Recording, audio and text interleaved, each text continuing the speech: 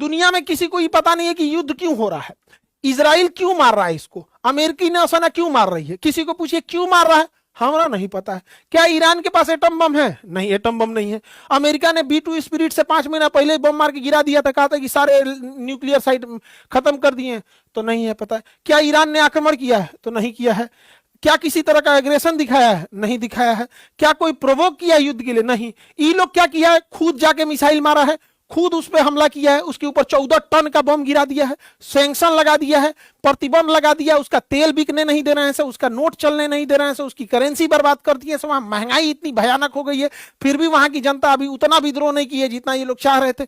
किसी को नहीं पता चल रहा है। यही रीजन है कि खुद इसका अमेरिका का विरोध हो रहा है। रूस ने विरोध किया, खैर रूस और चाइना तो नेचुरल दुश्मन है, लेकिन स्पेन अमेरिका का साथी होते भी विरोध कर रहा है, अमेरिका ब्रिटेन भी विरोध कर रहा है, फ्रांस भी विरोध कर रहा है। सिक्योरिटी काउंसिल में भी जब ये मैटर गया, इवन जब 1945 में यूनाइटेड नेशन ऑर्गेनाइजेशन की गठन हुई थी, इसने कहा था कि हम तृतीय विश्व युद्ध नहीं होने देंगे, तो इसके संविधान को चार्टर्ड कहते हैं। तो इसके संविधान अर्थात चार्टर्ड 2 में लिखा गया है कि कोई देश किसी दूसरे देश की संप्रभुता में हलल मतलब कोई किसी प्रकार का खलल नहीं करेगा, दूसरे देश की संप्रभुता या जमीन नहीं कब्जा करेगा, दूसरे देश पे हमला नहीं करेगा। लेकिन खुलेआम चल रहा है, नियम कानून गरीब देशों के लिए होता है। अमेरिका और वेस्टर्न कंट्री का कहना है कि ईरान अपने आप महिलाओं पर अत्याचार करता है। मतलब वही वेस्टर्न कंट्री जो महिलाओं को नंगे घुमाते हैं सब, वही वेस्टर्न कंट्री जो F-3 फाइल में छोटी छोटी बच्चियों का रेप करते हैं, काट के खा जाते हैं सब।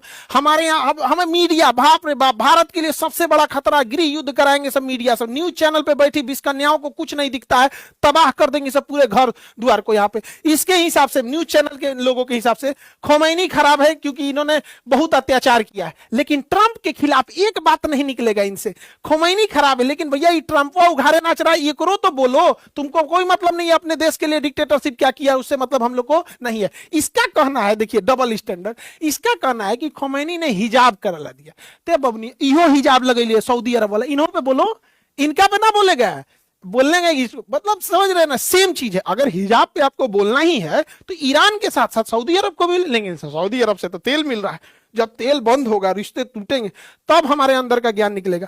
इसको ये सबसे दिक्कत है, लेकिन उघारे घूमने से कोई दिक्कत नहीं है। मतलब ये है आजाद मॉडर्न, किसी भी देश का इंटरनल मैटर में वहां समझो भाई ये सऊदी अरब है, अपने यहाँ हिजाब करेगा नहीं करेगा हमसे क्या मतलब है। सऊदी अरब में अभी ये कुछ दिन पहले गाड़ी चलाने का लाइसेंस दिया, हमारे देश में आपकी मर्जी आप कर सकते हैं, आपकी मर्जी आप नहीं कर सकते। लेकिन अभी देश के समय सबसे बड़ी समस्या क्या है, न्यूज चैनल की विस्कन्यायन, नेशनल पॉलिसी और मीडिया का नैरेटिव दोनों अलग होते जा रहा है। ये किसी भी देश के लिए सबसे घातक होता है। हमारी नेशनल पॉलिसी, अरे भैया सरकार से बोलो ना कि गरिया दे ईरान को,